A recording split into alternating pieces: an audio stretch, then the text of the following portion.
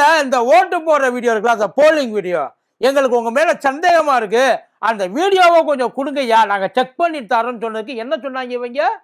பொண்ணுங்க வந்து போற வீடியோவை கேட்கறிய, அந்த வீடியோவை கேட்கறதுக்கு உனக்கெல்லாம் அசிங்கமா இல்ல? வாய் கூசாம பொண்ணுங்க வீடியோவை கேட்கிற, நீ எல்லாம் அக்கா தங்கச்சி கூட பிறக்கல? அதை உங்ககிட்ட கொடுத்தோம்னா நீங்க அவங்கள பார்த்தீங்கன்னா அந்த பொண்ணுங்களோட மானமெல்லாம் பறி போயிடாது, அந்த பொண்ணுங்களோட கௌரவம்லாம் கெட்டு போயிடாது? சீ, இவ்வளவு கேவலமான பிறவிகளா நீங்கெல்லாம்? இப்படி அலைகிறீங்களா, மானம் கட்டவங்களா அப்படின்னு சொல்லி தேர்தல் ஆணையத்திலேருந்து பாசக வரையும் எல்லாரும் பயங்கரமா பேசினாங்க. அதான் அவங்க வந்து ஏதோ உடைமாற்ற வீடியோவோ இல்லை குளியலறை வீடியோவோ கேட்கல, நல்லா தெரிஞ்சுக்கங்க. பப்ளிக்கா ஓட்டு போட வந்த அந்த ஆண்கள் பெண்கள் எல்லாருமா சேர்ந்துருந்து அந்த வீடியோ தனித்தனியா போடுவாங்கல்ல, போயிட்டு அந்த வீடியோவை தான் கேட்டேன். அதுக்கு தான் இந்த பேச்சு. ஆனா இப்ப எல்லாரும் இந்த நவத்வாரம், இன்னும் சொல்ல போனா 90 துவாரம் இருக்கும் சில பேருக்கெல்லாம், அத்தனையும் சாத்திக்கிட்டு உட்கார்ந்து இருக்கிறாங்களே, ஒரு வார்த்தை கூட கேட்கல சார். பீகார் முதல்வர் நிதிஷ்குமார் ஒரு முஸ்லீம் பொண்ணு அத்தனை பேருக்கு முன்னாடி இழுத்து பார்த்துருக்காப்புல. பீகார் முதல்வர் சார், அதுக்கு என்ன தெரியுமா பேசுறாங்க? என்ன தப்பு? இப்ப அவர் என்னையா தப்பா பண்ணிட்டாரு? அவர் செஞ்சதுல என்ன தப்பு? ஒன்னும் பெருசாலாம் இப்ப ஒன்னும் கெட்டு போயில்லையே, இழுத்து தானே பார்த்தாரு. என்னமோ நீங்க பெருசா அந்த மாதிரி பேசிட்டு இருக்கீங்க. அப்படியெல்லாம் நீங்க வந்து அவரை தப்பா எல்லாம் பேசக்கூடாது. வந்து நிக்கிறாங்க சார், அதுக்காக வந்து நிக்கிற இவங்க படுத்தின பாட்டுல அந்த பொண்ணு, எனக்கு உங்க படிப்பு வேணாம், உங்க பட்டமும் வேணாம், உங்க வேலையும் வேணாம், இந்த ஸ்டேட்ல இருக்கிறதுக்கு எனக்கு அவமானமா இருக்கு, இந்த ஸ்டேட்ல இனிமே இங்க இருக்கிறதுக்கு எனக்கு பயமாவும் இருக்கு அப்படின்னு சொல்லி எல்லாத்தையும் உதறி தள்ளிட்டு அந்த பொண்ணு போயிருச்சு. ஒட்டுமொத்த இந்தியாவை இவங்க பண்ணதுக்கு எதிராக வந்து நிக்குது. அது இந்துவா இருக்கட்டும், முஸ்லீமா இருக்கட்டும், கிறிஸ்டியனா இருக்கட்டும், எல்லாருமே அவர் செஞ்சது தப்பு சார், இது அநியாயம், ஒரு பொம்பளை பிள்ளைய பப்ளிக் பிளேஸ்ல இப்படி அவர் பண்ணியிருக்க கூடாதுன்றாங்க. ஆனா இவங்க எல்லாரும் சேர்ந்து நிதிஷ்குமார் செஞ்சதுல எந்த தப்புமே கிடையாது, அவர் சாதாரணமா என்னயா இப்ப என்ன அந்த இதை தானே இழுத்து பார்த்தாப்புல, ஹிஜாப்பை தானே இழுத்து பார்த்தாப்புல, ஏதோ வேற எங்கேயோ பிடிச்சி பசஞ்ச மாதிரில பேசிட்டு இருக்கியா? இதை நான் சொல்ல சார், அங்க இருக்கிற ஒரு மினிஸ்டர், ஒரு பெரிய பொறுப்புல இருக்கிற ஒரு அமைச்சர் சொல்லியிருக்கார். பார்த்துருவோமா?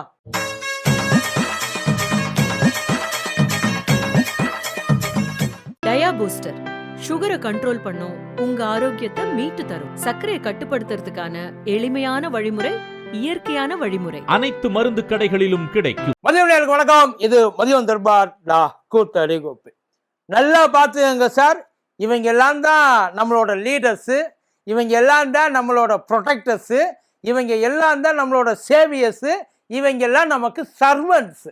இவங்களை நம்பித்தான் நாட்டில் எல்லாரையும் நல்லா பார்த்துக்குவாங்கன்னு சொல்லித்தான் இவங்களை கொண்டு போய் யாரும் கேள்வி கேட்க முடியாத ஒரு இடத்துல எல்லாரும் உட்கார வச்சிருக்கோம். அவங்க மைண்ட் செட்டை பாருங்க. நிதிஷ்குமார் பண்ணது அப்புறமா வர்றேன். நிதிஷ்குமாருக்கு சப்போர்ட்டா ஊபியில் இருக்க ஒரு மினிஸ்டர் வந்து நிஷாத்னு பேர், அவர் வந்து என்ன சொல்லி சிரிச்சுக்கிட்டே சொல்லியிருக்காரு, என்னையா தப்பு, அவர் என்ன இப்போ ஒரு ஆசையா தானே, அவரு மனுஷன் தானே, அவருக்கு அந்த ஆசையெல்லாம் இருக்கும்ல, அவர் என்ன இழுத்து பார்த்ததுல என்ன தப்பு, அவர் வேற இழுத்து தானே பார்த்தாரு, வேற எங்கேயும் கையை வச்சு பார்க்கலையே, சிரிச்சுக்கிட்டே சொல்லியிருக்காப்புல சார். அவர் ஒரு யூபியில் இருக்கிற ஒரு மினிஸ்டர், நல்லா தெரிஞ்சுங்க, எந்த தைரியத்தில் அப்போ அதை பேசியிருப்பாங்க. செக்யூலரிசம் பேசுகிறாங்க இவங்க எல்லாம், எல்லாரையும் நாங்கள்லாம் ஒன்றா பார்க்குறோம், இவங்கெல்லாம் நமக்கு தலைவர்கள், இவங்கெல்லாம் தான் அந்த ஊரில் வந்து தலைவர்கள், நல்லா தெரிஞ்சு. அந்த பொண்ணு ஊரை விட்டா ஓடிடுச்சு, ஒரே நாளில் ஊரை விட்டு. எவ்வளவு ஆசையாக படிச்சிருக்காங்க, அவங்க வீட்டில் எவ்வளோ தூரம் படிக்க வச்சுருப்பாங்க, எவ்வளோ எதிர்ப்புகளை மீறி படிக்க வச்சுருப்பாங்க. இப்போ ஒரு பேச்சு, அந்த இது அங்கே என்ன நடந்ததுன்றதை முதல்ல சொல்லிடுறேன். ஒரு 1000 பேருக்கான அந்த பணி, அந்த ஆணை இருக்கு இல்லைங்களா, அந்த அப்பாயின்மெண்ட் லெட்டர், அதை கொடுத்து அவங்கள வேலைக்கு அனுப்ப சொல்கிற ஒரு விழா. அந்த விழாவுக்கு ஐயா நிதிஷ்குமார் தலைமை தாங்குறார். நிதிஷ்குமார் தலைமை தாங்க மொத்தம் 1000 பேர். அது ஆயுர்வேதா, யுனானி, அதுக்கப்புறம் இந்த இன்னும் ஒரு சில அந்த சித்த மருத்துவம் ஏதோ ஒன்று, இது எல்லாம் சேர்ந்து ஒரு 1000 பேர். அந்த 1000 பேரில் வெறும் 10 பேருக்கு மட்டும்தான் ஐயா நிதிஷ்குமார் அந்த இதை பணி ஆணையை வந்து வழங்குறாப்புல. அப்படி கொடுக்குறப்ப ஒரு இஸ்லாமிய பொண்ணு முழுக்க பத்தா போட்டு வந்திருக்கு, அந்த புர்காவை போட்டு வந்திருக்கு. புர்கா போடுறதும் போடாததும் அந்த பொண்ணோட விஷயம், அந்த பொண்ணோட குடும்பம் சார்ந்த விஷயம், அவ்வளவுதான். அதுல போடு போடாத செய்யாத அதையெல்லாம் நம்ம போய் தடுக்க முடியாது, கேட்க முடியாது. 2 பீஸ்ல அலையிற பிள்ளைகளே நம்மளால ஒன்றும் கேட்க முடிய மாட்டேங்குது. கேட்டா கலாச்சாரம்னு சுத்திட்டு இருக்கு, கல்ச்சுரல் டெவலப்மெண்ட். நாங்கெல்லாம் நாங்க முன்னேறி போயிட்டு நீங்க எல்லாம் என்ன, நீங்க பார்க்குற பார்வை தாண்டா தப்பு. அரை குறையா அந்த ஆடையை போட்டிருந்தாலும் அதை என்னடா இப்படி போறாங்களே நம்ம பார்க்குறப்ப நம்ம மேல திருப்பிக்கிறாங்க. அவங்க முழுசா மறைச்சிட்டு உட்கார்ந்து இருக்கிறாங்க. அது அவங்களோட விருப்பம். அது நல்லா தெரிஞ்சுங்க. அவங்க மூஞ்சியை காட்டணும், மூஞ்சி காட்டக்கூடாது.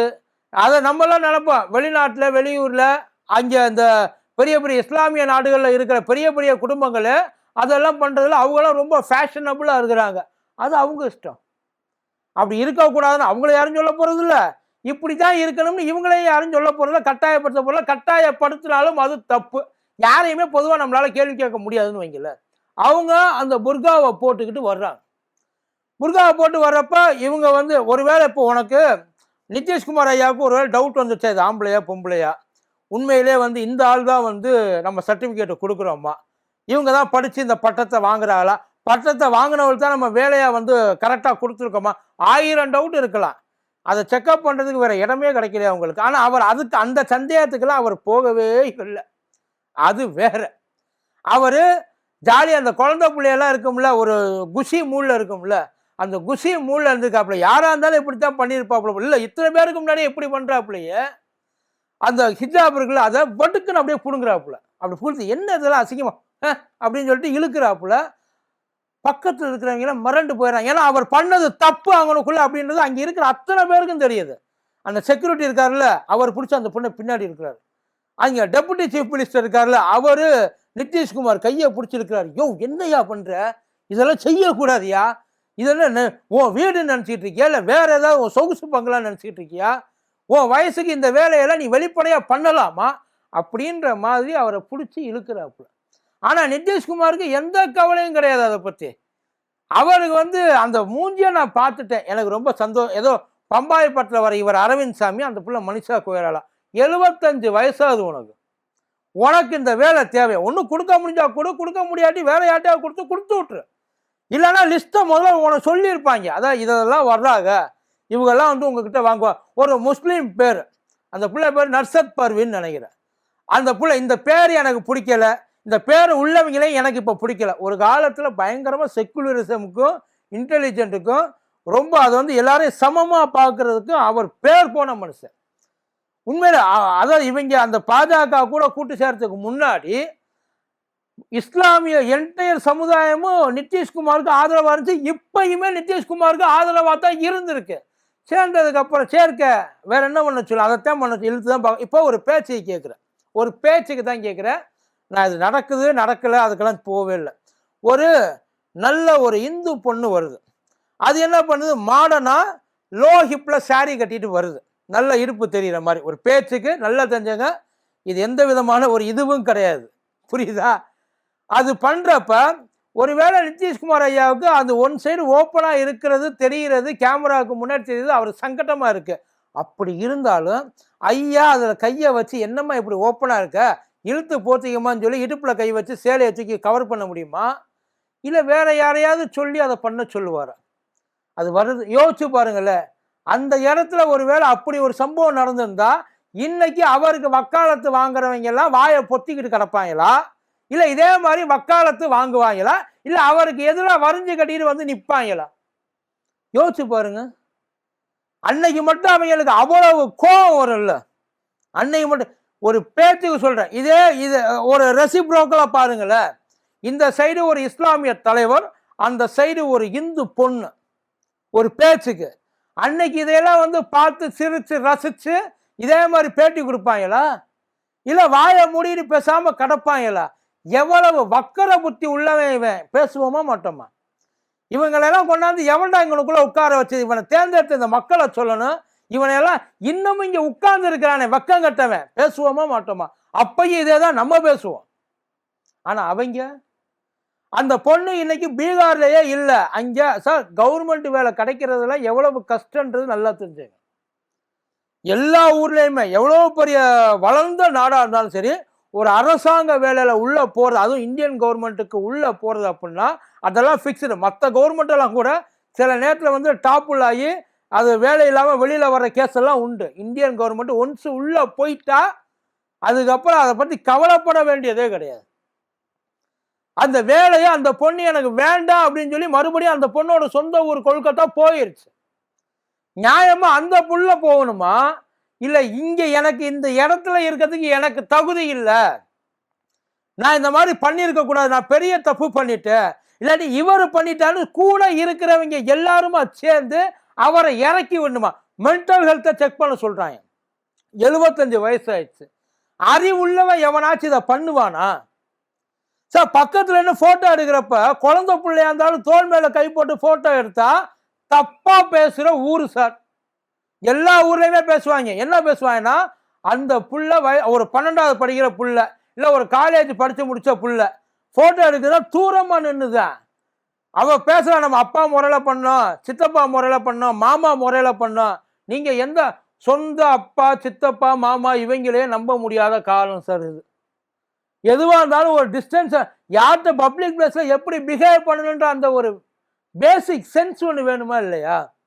ஆனா இதுக்கு பாதுகாப்புக்கு, அதுக்கு பக்கபலமா இருக்கிறதுக்கு, சப்போர்ட் பண்றதுக்கு ஓடி வர்றாங்க ஊர்ல இருந்து, எல்லா இடத்துல இருந்து ஓடி வர்றாங்க. தப்பு இல்ல, நிதிஷ்குமார் நல்லதுதான் பண்ணாரு, நிதிஷ்குமார் எதுவும் தப்பாலாம் நடந்துக்கல, அவர் நாகரிகமா தான் நடந்துகிட்டாரு, அந்த பொண்ணுகிட்ட அந்த பொண்ணோட அனுமதி இல்லாம அதை செய்யறதுக்கு நீ முதல்வராகவே இருந்துட்டு போ, பிரதமராகவே இருந்துட்டு போ, யாரா வேணாலும், எந்த ஸ்டேட்டா வேணாலும், இங்க இருக்க ஸ்டேட்டையும் சேர்த்துதான் சொல்றேன்.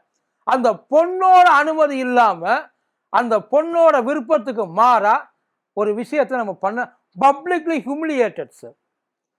ஒரு சொசைட்டி முன்னாடி, அது அத்தனை பேருக்கு முன்னாடி, ஏன் அந்த பிள்ளைக்கு விருப்பம், அந்த முகத்தை காட்டணுன்ற விருப்பம் இருந்திருந்தா அந்த புள்ள வந்து தூக்கி அந்த முகத்தை காட்டிட்டே வந்துங்க. எவ்வளவோ இஸ்லாமிய பிள்ளைகள் முகத்தை காட்டிக்கிட்டு வருதுங்க, அது அவங்களோட விருப்பம். அந்த புள்ள உள்ளுக்குள்ள என்ன, இப்ப நீ வேட்டி கட்டியிருக்கிறது எனக்கு பிடிக்கல, ஒரு பேட்டிக்கு சொல்ற, ஐயா நிதிஷ்குமார் வேட்டி கட்டியிருக்கிறது எனக்கு பிடிக்கல, வேட்டி அவுத்துருங்கன்னு ஒரு பையன் வந்து வேட்டி அவுத்துடுறான், பேசாம இருப்பீங்களா? என்ன இப்பெல்லாம் நீங்க வேட்டியை கட்டிட்டு கசகசன்னு இருக்கு, வெயில் காலம் வெக்க காலம் பயங்கர ஒரு பேச்சுக்கு வேட்டி அவுத்துட்டாங்க, ஐயா மேல சட்டையை மட்டும் போட்டு கீழே ஒண்ணுமே இல்லாம நிக்கிறாரு, எல்லாரும் சந்தோஷமா. இதுல என்னங்க இருக்கு? அந்த பையன் வந்து அவரோட நல்லதுக்கு தானே பண்ணா, அந்த பையன் ஒண்ணு தப்பான இன்டென்ஷன்ல ஒண்ணும் பண்ணலையே, சொல்லிட்டு போயிடுவோமா? அதுதான் அவங்களுக்கும். உங்களுக்கு ஒரு நியாயம், அவங்களுக்கு ஒரு நியாயமாடா? இந்த மாதிரி அதான் இதுக்குத்தான் பயப்படுறாங்க அங்க இருக்கிறவங்க எல்லாம். வார்த்தைக்கு வார்த்தை நம்ம எந்த அளவுக்கு வந்து அந்த சொல்றாங்கல்ல சனாதானம், அந்த சனாதன கொள்கை, இந்துத்துவா கொள்கை, இதுதான் இவங்களோட பிரச்சனையே எங்களுக்குள்ள. அது மைண்ட் செட் மண்டைக்குள்ள ஊறி போய் கிடக்கு, வெளியில நடிக்க முடியாத அளவுக்கு. இன்னும் சொல்ல போனா அவன் செஞ்சது தப்புன்னு வெளிப்படையா தெரிஞ்சாலும் அதை சப்போர்ட் பண்ண முடியாது, அதாவது தப்பு அப்படின்னு சொல்லி அவர் அந்த தப்பை புரிய வைக்க கூட முடியாத ஒரு சிச்சுவேஷன். எல்லாரும் சேர்ந்து என்ஜாய் பண்றாங்க சார், எல்லாரும் என்ஜாய் பண்றாங்க. பப்ளிக்கா ஒரு இஸ்லாமிய பொண்ணை இவ்வளவு தூரம் ஹியூமிலியேட் பண்ணி, அந்த விஷயம் இவ்வளவு பெருசானதுக்கு அப்புறமும், நாடெங்கும் கண்டனம் வந்ததுக்கு அப்புறமும் கூட இவங்க அதை கண்டுக்கவே இல்லை, ரொம்ப கேஷுவலா இருக்கிறாங்க. இப்ப நம்ம என்ன பெருசா பண்ணிட்டோம்? நம்ம ஒண்ணும் பண்ணவே இல்லையா, ஜஸ்ட் இழுத்து அவுத்து தானே பார்த்தோம். மூஞ்சிய பார்க்கறதுல அவருக்கு அவ்வளவு சந்தோஷம். இதுதான் நடந்திருக்கு. ஆனா இப்ப எல்லாரும் வந்து டிமாண்ட் பண்றாங்க, இப்ப வந்து அதாவது பதவி விலகுன்றது வேற, முதல்ல இவர் பதவிக்கு ஃபிட்டானவரா அப்படின்னு சொல்லி பாருங்க. பதவிக்கு ஃபிட்டானவரான்னு பார்த்தா நீ பாஜகவே உள்ள கொண்டு வரக்கூடாது. எல்லாரும் அங்கனுக்குள்ள ஓட்டு போட்டாங்க. இப்ப நிதிஷ்குமாருக்கு ஓட்டு போட்ட இஸ்லாமியர்களும் ஏகப்பட்ட பேர் இருக்காங்க சார். கண்டிப்பா அது இல்லாம இவ்வளவு தூரம் தோத்து போயிருக்காரு. இப்ப அவனுக்குள்ள ஓட்டு வாங்கினாப்லயே ஓவைசி பீகார்ல வந்து அப்படி இல்ல, வாயை திறக்கவே இல்லை இது வரைக்கும். எங்கேயோ உட்கார்ந்து இருக்கிற அந்த காஷ்மீரோட முதல்வர் பேசுறாரு, அவர் பேசுறாரு, உள்ள வந்து ஓட்டு வாங்கிட்டு போனிய, எதுக்கு ஓட்டு வாங்கினாங்க, யாருக்காக ஓட்டு வாங்கினாங்க, எதுக்காக அங்கேருந்து இங்க வந்து எப்படி இவங்க ஜெயிச்சாங்க, இது எல்லாமே உள்ளுக்குள்ள ஒரு கால்குலேஷன் போட்டு பார்த்தா தெரியும். பார்த்துங்க, இவங்க தான் இந்த செக்குலரிசத்தை காப்பாற்ற போறவங்க. இவங்க கையில நாட்டை கொடுத்தோம்னா ஓஹோன்னு இருக்கு. அவ்வளவுதான். நன்றி.